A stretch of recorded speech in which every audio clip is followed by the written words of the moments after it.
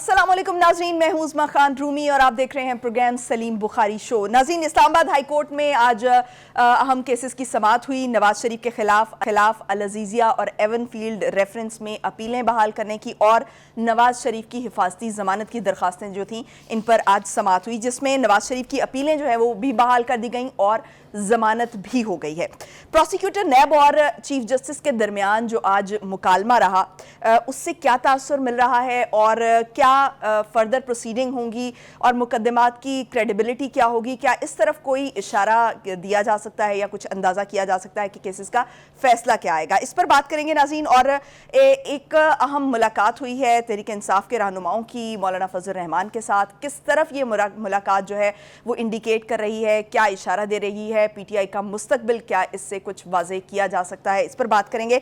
दूसरी तरफ जो कल सदर ममलकत की तरफ से एक इंटरव्यू दिया गया जिसमें इलेक्शन के बारे में उन्होंने कहा कि उन्हें यकीन नहीं है कि जनवरी 2024 में इलेक्शंस हो जाएंगे, जिस पर इलेक्शन कमीशन ने जवाब दिया है।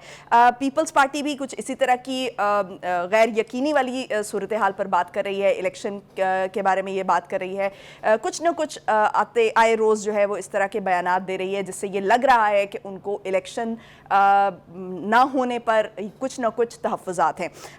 और क्यों इस तरह की बातें जन्म ले रही हैं, इस पर बात करेंगे। साथ ही साथ आखिर में हम डिस्कस करेंगे इजराइल गज़ा जंग की सूरत हाल और ये भी जानेंगे कि इजराइल के लिए कौन से लोग जो हैं वो जासूसी कर रहे थे। अस्सलाम वालेकुम बुखारी साहब। जी वालेकुम अस्सलाम, कैसी हैं आप उज़मा? बुखारी साहब, आज जो केस की समाअत हुई, आज समाअत के दौरान जो कुछ हुआ, आप इसे कैसे देखते हैं? क्या आप समझते हैं कि आज की समाअत को मद्देनज़र रखते हुए क्या मुकदमात की जो फेट है उसकी तरफ कुछ इंडिकेट किया जा सकता है, कुछ इशारा दिया जा सकता है? पहली बात तो ये कि आपने बात की मुकदमात की क्रेडिबिलिटी की। हम इसके ऊपर अपने प्रोग्राम में बड़ी तफसील से बात कर चुके हैं कि किन हालात में मुकदमात बनाए गए थे, किस तरह से बनाए गए थे। जब कुछ नहीं बन पड़ा था तो कैसे JIT की तश्कील हुई थी, जब फिर भी कुछ नहीं बन पड़ा था तो कैसे निगरान जज मुकर्रर हो गया था। ये हम बातें सारी अपने नाज़रीन के साथ शेयर कर चुके हैं। लिहाजा इसकी क्रेडिबिलिटी की तो बात ही नहीं करनी चाहिए, क्योंकि मुकदमात बेमानी थे, बेवक्त थे।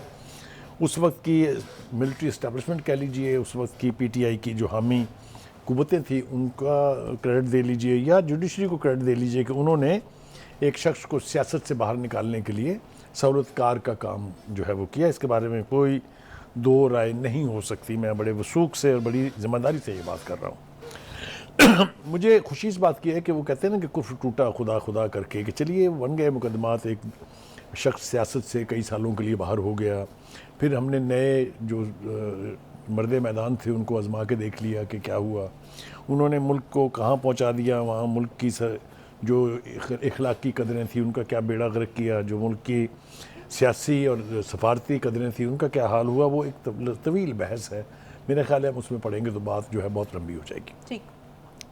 लिहाजा एक बात तो ये तय हो गई है कि अब जो मुकदमात की फेट बन रही है उसकी बुनियाद वही वो हकायक हैं या वो ग्राउंड्स हैं जिनके ऊपर वो मुकदमात कायम हुए थे।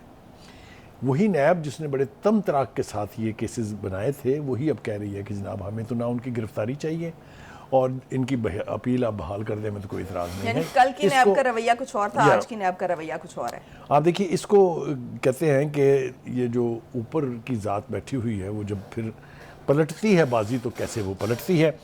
दूसरी बात आपको मैंने ये बताना है कि ये बात अब सिर्फ आज की इस अदालत तक महदूद नहीं है। आने वाले दिनों में मेरे ख्याल से हर अदालत में जिसमें इनके मुकदमात जाएंगे वहाँ से हम यही सुनेंगे, हमें कोई इतराज़ नहीं है, हमें कोई इतराज़ नहीं है। इसलिए कि जो मुकदमात बनाने वाले और उसकी पैरवी करने वाले थे उनको भी ये बात शायद अब रियलाइज़ हो गई है कि ये सियासी मुकदमात थे, इनके अंदर ना कोई जान थी ना इसके अंदर कोई सबूत, और वो था अदालतें कह चुकी हैं। यानी उसी दौर में सुप्रीम कोर्ट के चीफ जस्टिस ने कहा कि ये नैब आर्म ट्विस्टिंग का एक अदारा है, हम बार बार कह चुके हैं ये।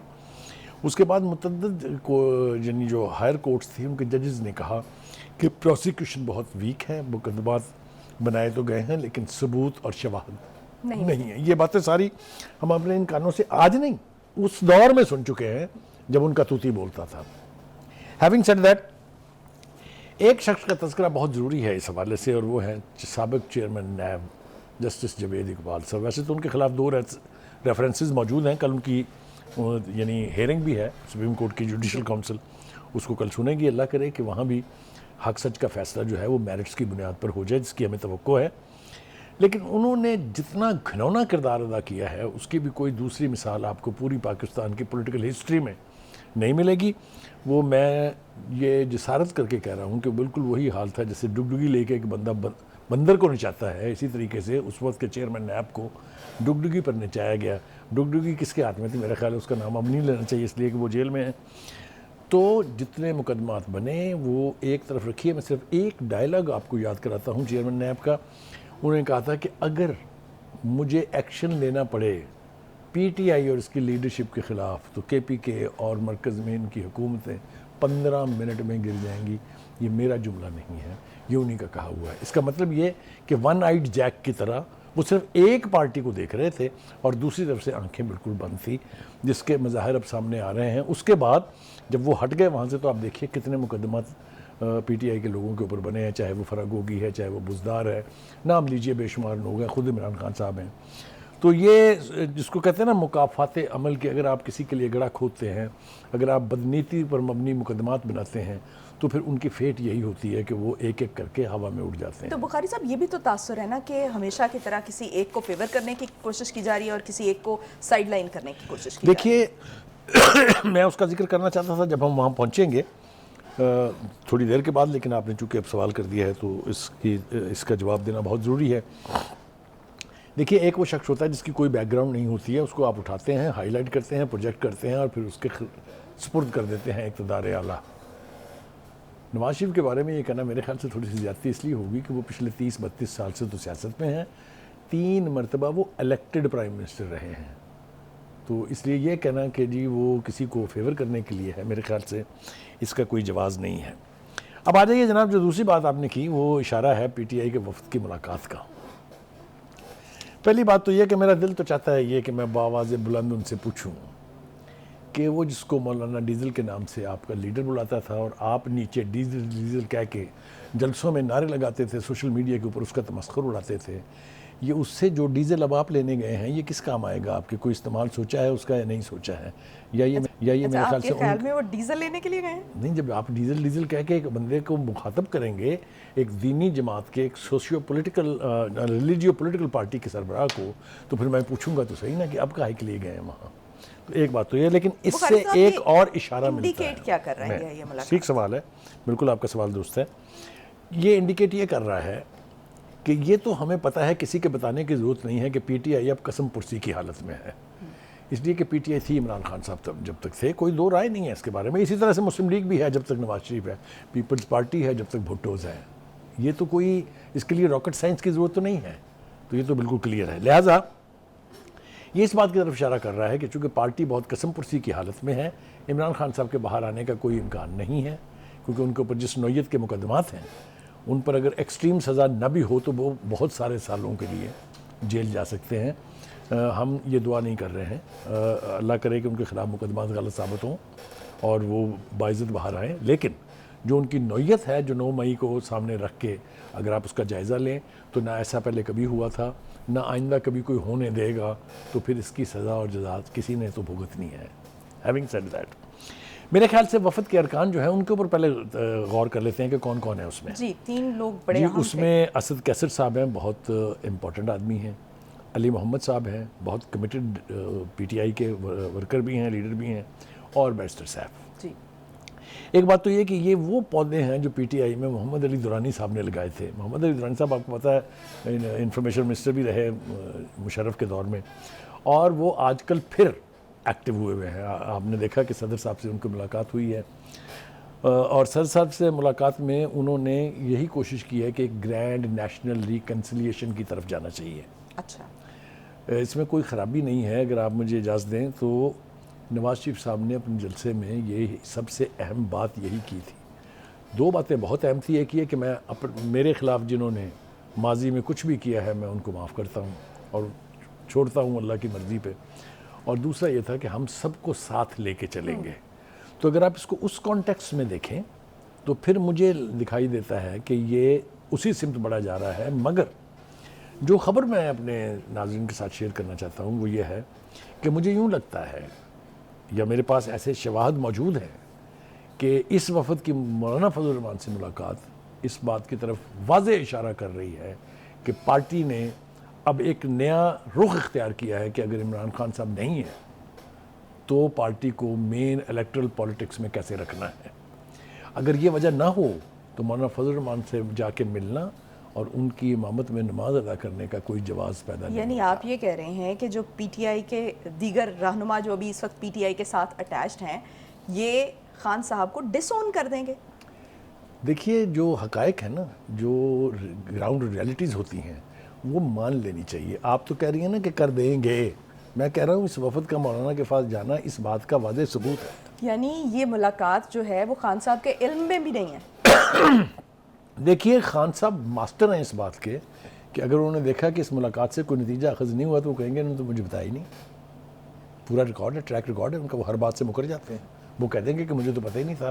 اور مجھے یہ بتائیں وہ کیوں نہیں کہیں گے، یہ وہ کس منہ سے مولانا فضل الرحمان کے ساتھ وفد بھیجنے کی تائید کریں گے؟ وہ تو کہتے تھے کہ میں بڑے کسی کے گٹس ساتھ چاہیے نہیں نا، ملوں گا، اس کے لیے بڑے ان کے گٹس ساتھ چاہیے. بیٹھوں گا نہیں. تو دوسری بات جو ہے وہ یہ ہے کہ جیسا میں نے کہا خان صاحب اکثر جو ہے وہ اپنے فیصلوں پر، اپنے اعلانات پر اور اپنے دعووں پر یو ٹرن لینے کے تو ماسٹر ہیں. بخاری صاحب یہ جو اگر خان صاحب کو ڈس اون کر دیتی ہے پی ٹی آئی تو کیا اس کا ووٹر جو ہے وہ انٹیکٹ رہ پائے گا؟ کیا یہ ووٹر جو ہے جو خان صاحب کا اصل میں سپورٹر اور ووٹر ہے کیا وہ اس پی ٹی آئی کو وداؤٹ خان صاحب ووٹ کرے گا؟ دیکھیے یہ ہوتا ہے نقصان جو یہ پرسنالٹی کلٹ کی پارٹیز ہوتی ہیں نا، جو ایک فرد کے گرد گھومتی ہیں اور زمینی حقائق سے کوئی تعلق نہیں ہوتا ان کا، وہ اسی طرح سے بکھرتی ہیں. لیکن ابھی تو آپ نے کہا کہ نواز شریف کے ساتھ مسلم لیگ نون ہے، آصف زرداری یا بلاول میں نے بھٹو کے ساتھ بالکل یہ ٹھیک کہا، میں اپنے لفظوں پہ قائم ہوں. لیکن ان کی ایک لمبی سیاسی تاریخ ہے. پیپلز پارٹی آج نہیں بنی. اگر آپ کو یاد ہو تو ایوب خان کے خلاف ریوولٹ کر کے، بھٹو صاحب اس کی کیبنٹ کے منسٹر تھے، انہوں نے ایک پارٹی تشکیل دی تھی 1969 میں. مسلم لیگ تو پری پارٹیشن کی پارٹی ہے، یہ نواز شریف تو انہیرٹ کی ہے نا یہ. تو ان کو ایکویٹ کرنا پی ٹی آئی کے ساتھ میرے خیال سے ذرا تھوڑی سی زیادتی ہوگی. اور دوسری بات یہ ہے، ہم نے پہلے بھی پروگرام میں کہا تھا، پھر دہرانی پڑ رہی ہے مجھے اپنی بات، کاش خان صاحب نے تھوڑا سا وقت پارٹی کی طرف بھی دیا ہوتا، پارٹی کی ری آرگنائزیشن کی طرف دیا ہوتا. آپ دیکھیے نا کیا کچھ ہو رہا ہے خان صاحب کے ساتھ، کدھر ہیں ان کے ورکر کبھی یہ سوچا کرتا ہے کہ ہمارے ساتھ کیا ہوگا؟ حال ہی میں 2-3 لیڈروں کی طرف سے کال دی گئی کہ آپ لبرٹی میں آ جائیں. لبرٹی میں بندے اکٹھے کرنا آپ کو پتہ 2 منٹ کی بات ہے، وہاں تک تو کوئی گیا نہیں ہے. جیل سے جب ان کو لے کے آتے تھے، جب جیل لے کے جا رہے تھے، ان کو کیا ہوا؟ تو یہ ہوتا ہے نقصان اس کا جس کے پاس گراس روٹ لیول کے ورکرز نہ ہوں. اب آپ آگے آ جائیے، ابھی ذرا اس کو تھوڑی سی وسعت دیتے ہیں. یاسمین راشد صاحبہ جو ہیں وہ بیمار ہیں، ویسے ہم ان کی صحت کے لیے دعا کرتے ہیں، لیکن میرے خیال سے اب ان کو سائیکو انالیسس کی ضرورت ہے. کیوں؟ انہوں نے نواز شریف کو چیلنج کیا؟ نہیں، یہ اگر کوئی ڈھنگ کا سیاستدان کرے نا، اگر عمران خان کہے، شاہ محمود قریشی کہے جس کی پولیٹیکل ہسٹری ہے، تو میں مان لوں گا Yasmin Rashid is too small to make such a challenge. مطلب ہے ان کو تھوڑا سا اس کے بارے میں خیال کرنا چاہیے. آپ دیکھیں نا ان کا جو گروپ تھا اس پارٹی میں، وہ بھی بکھر رہا ہے پھول کی پتیوں کی طرح. اندلیب عباس صاحبہ ان کے بہت قریبی ساتھیوں میں تھی، وہ آپ کو پتہ ہے کہاں چلی گئی ہیں، آئی پی پی میں چلی گئی ہیں، وہ استحکام پاکستان پارٹی میں.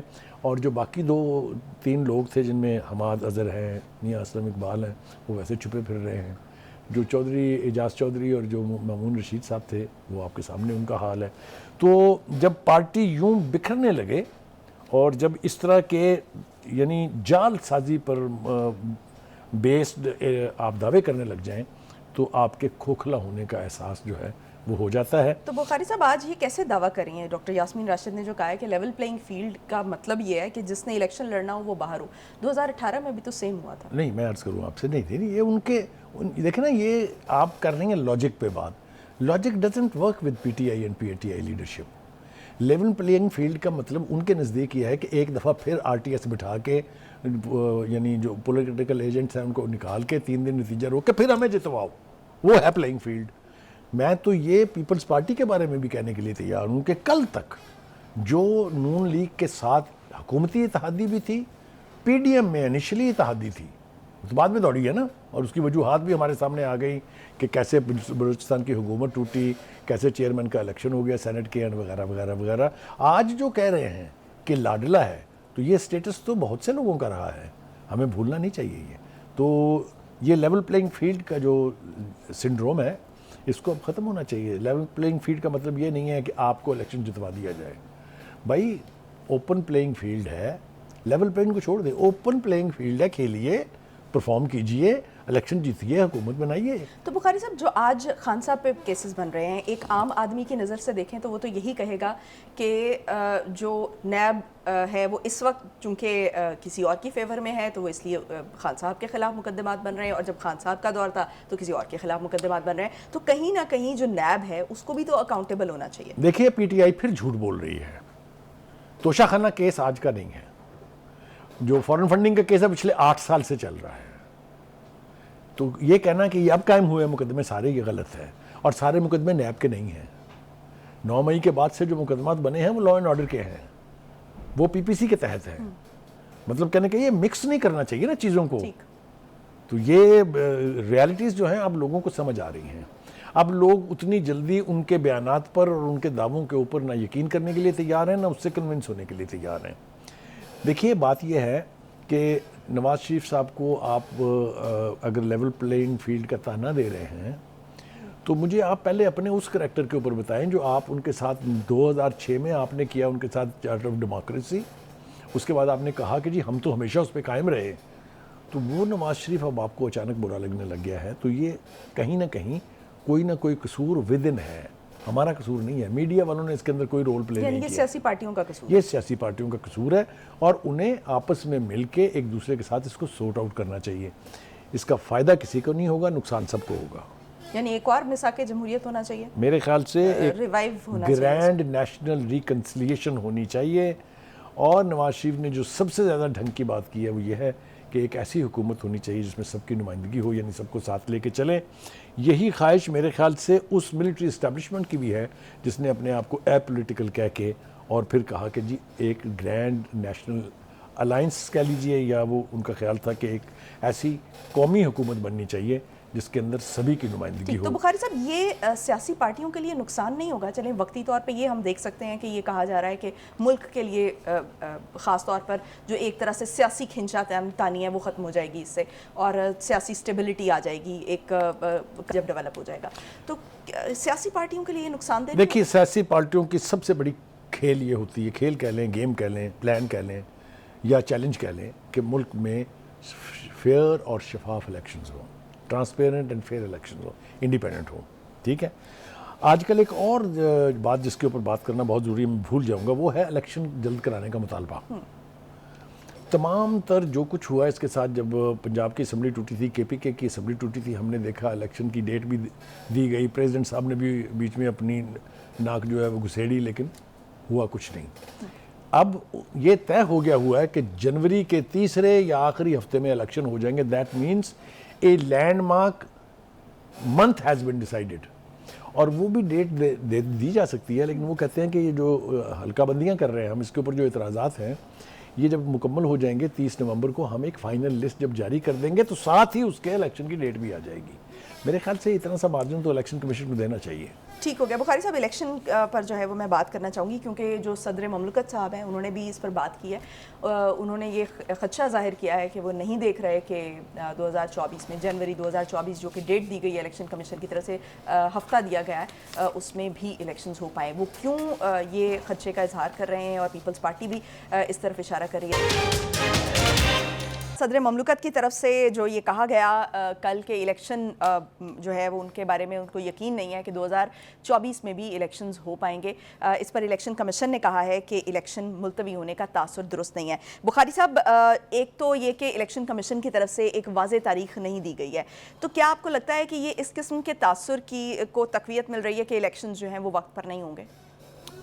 جب پچھلی دفعہ صدر علوی صاحب نے وہ ایک ٹویٹ کی تھی, اگر آپ کو یاد ہو, جس میں وہ اپنی غلطی کی معافی مانگ رہے تھے جب انہوں نے قانون پہ دستخط نہیں کیے تھے اور وہ قانون واپس بھی نہیں بھیجا تھا, جس کے نتیجے میں کچھ پی ٹی آئی کے لوگوں کے خلاف ایکشن ہوا تھا. تو میں نے یہاں استعمال کیا لفظ کہ دیکھیں صدر صاحب نے کیا بونگی ماری ہے. تو وہ ہمارے ڈائریکٹر ہیں, ڈائریکٹر پروگرام, آپ کو پتہ ہے خرم کلیم صاحب, ان کے حضور ہماری پیشی ہوئی اور ہمیں بتایا گیا کہ بڑا غیر پارلیمانی لفظ ہے. تو خیر ہم نے, ہوتا یہ ہے کہ ہمارے ہاں سینسر وینسر نہیں ہوتا, بتا دیا جاتا ہے کہ بھائی یہ بات آپ نے دوبارہ نہیں کرنی. تو میں نے وہ لفظ جو ہے اب درفنتنی سے بدل دیا ہے.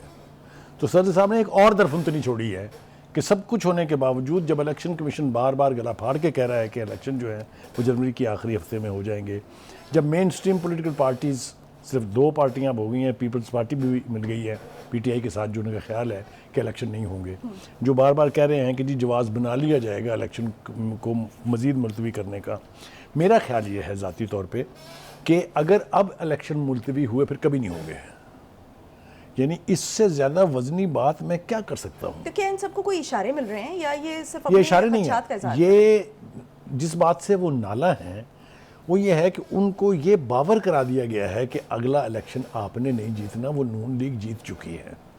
یہ تاثر میں نے نہیں دیا ہے، یہ ان کی سیلف ایزمپشن بھی ہو سکتی ہے، یا ممکن ہے ان کو کہیں سے اشارے مل رہے ہوں، پھر وہ کہاں سے اشارے مل رہے ہیں تو وہ بتائیں نا کہ ہمیں فلاں نے کہا ہے کہ الیکشن تو نون لیگ جیت گئی ہے۔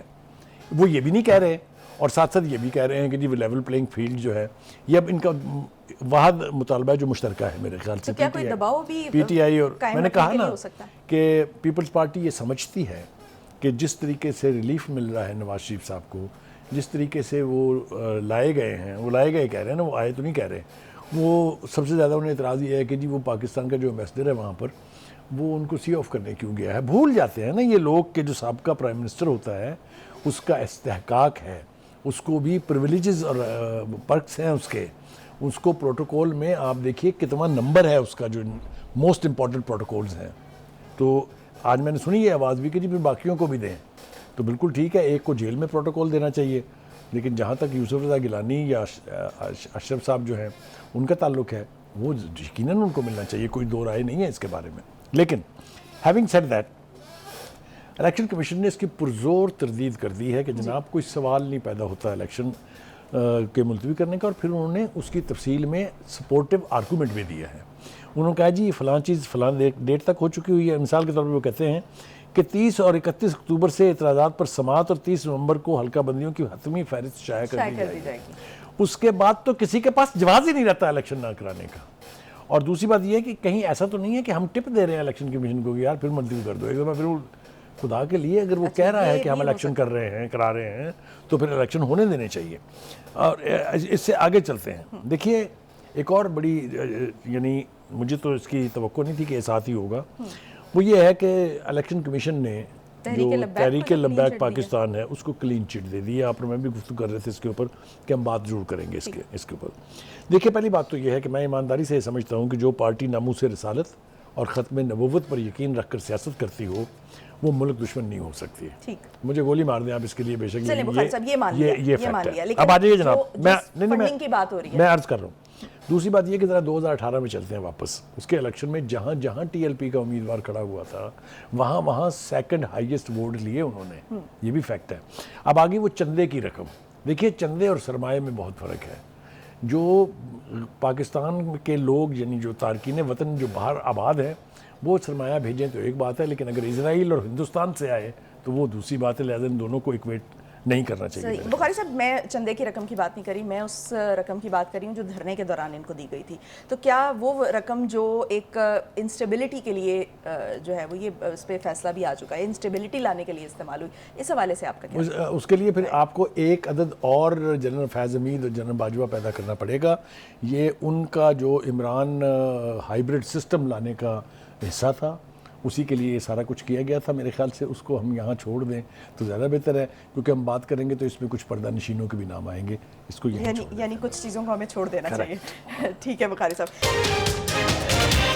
بخاری صاحب، بھارت کا جو اصلی چہرہ ہے وہ ایک مرتبہ پھر دنیا کے سامنے آ چکا ہے، جس طرح سے اسرائیل کے لیے جاسوسی کرتے ہوئے جو ہے وہ قطر میں بھارتی فوجی پکڑے گئے ہیں جو سابق اہلکار تھے، 2022 میں پکڑے گئے تھے، اور جس طرح سے آج انہیں سزائے موت سنائی دی گئی ہے۔ کیا یہ ایک پوری دنیا کے لیے میسج نہیں ہے کہ بھارت جہاں پر بھی دہشت گردانہ کارروائیاں ہوتی ہیں اس میں انوالوڈ ہوتا ہے کسی نہ کسی صورت؟ اس حوالے سے 2-3 باتیں کرنا بہت ضروری ہے۔ ایک تو یہ کہ جہاں جہاں بھی ہندوستانی خاص طور سے سابقہ فوجی، چاہے وہ نیوی کے ہیں، چاہے وہ ایئر فورس کے ہیں، چاہے وہ گراؤنڈ فورسز کے ہیں، جہاں جہاں بھی وہ کام کر رہے ہیں اس ملک کی حکومتوں کو چاہیے کہ ذرا ان کے اوپر نظر رکھیں، کیونکہ وہ کچھ بھی کرنے کے لیے تیار ہو جاتے ہیں، پیسہ ملنا چاہیے ان کو۔ اب آپ دیکھیں کہ قطر نے ان کو وہاں بزنس کرنے کی اجازت دی، اور اس کا نتیجہ انہوں نے یہ دیا کہ وہ وہاں بیٹھ کر اسرائیل کے لیے جاسوسی کر رہے تھے۔ یہ پہلا موقع نہیں ہے، ہم اس سے پہلے ثابت کر چکے ہیں یہ کہ جتنے بھی فوجی ہائر کرتی ہے رو، ان کا کیا استعمال ہوتا ہے۔ کلبوسن کو رنگے ہاتھوں پکڑا ہم نے، کلبوسن کو کس طرح سے انہوں نے ایران بھیجا, کس طرح چابہار میں بیٹھ کے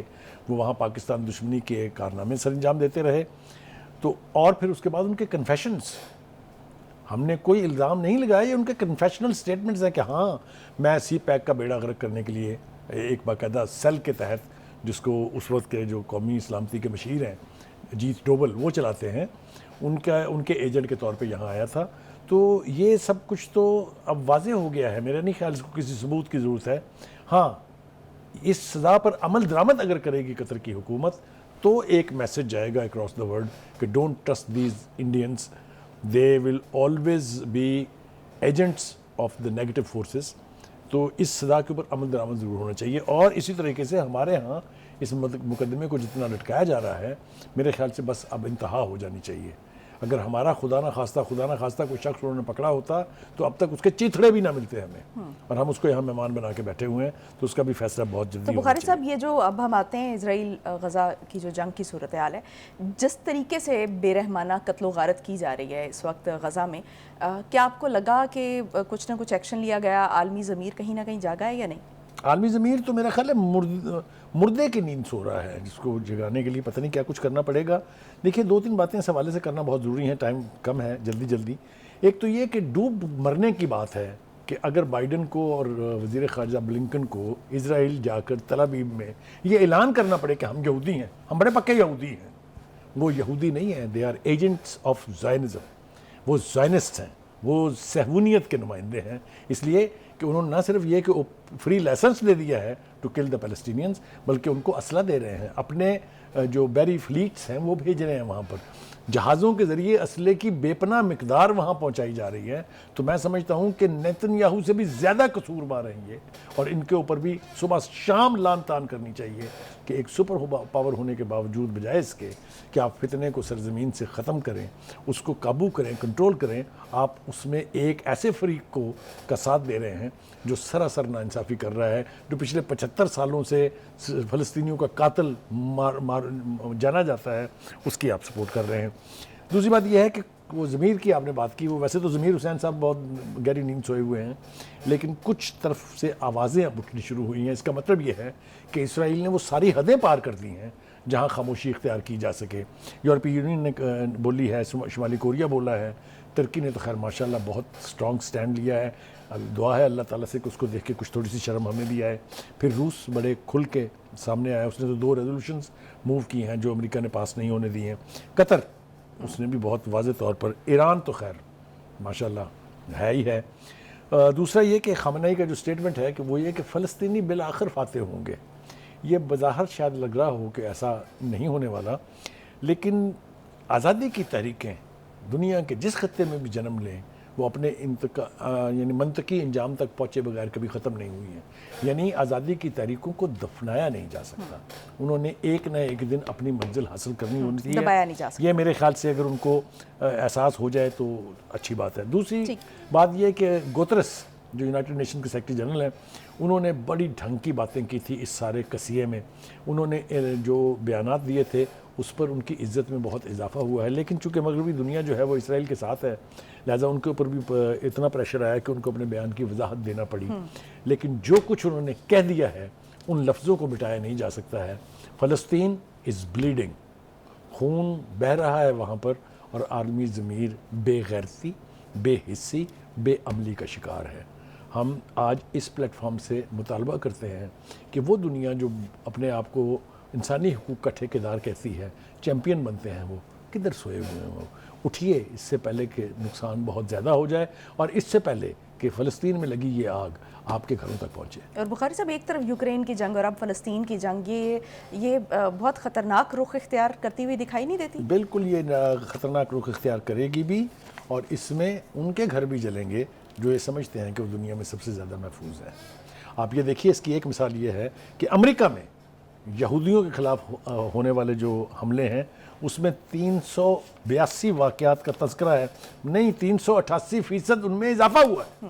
یہ ہوگا مسٹر امریکہ, mister Biden, you will have to bleed if you kill the Palestinians, if you allow Israel to do whatever it likes. آپ کے گھر تک بھی آگ آئے گی. اور مظلوم کا خون جو ہے وہ کبھی بھی رائگاں نہیں جاتا. ناظرین آج کے لیے اتنا ہی, مجھے دیجیے اجازت, اگلے ہفتے آپ سے ہوگی دوبارہ ملاقات. پاکستان کی ہمیشہ پائندگی کی دعا کے ساتھ. اللہ حافظ.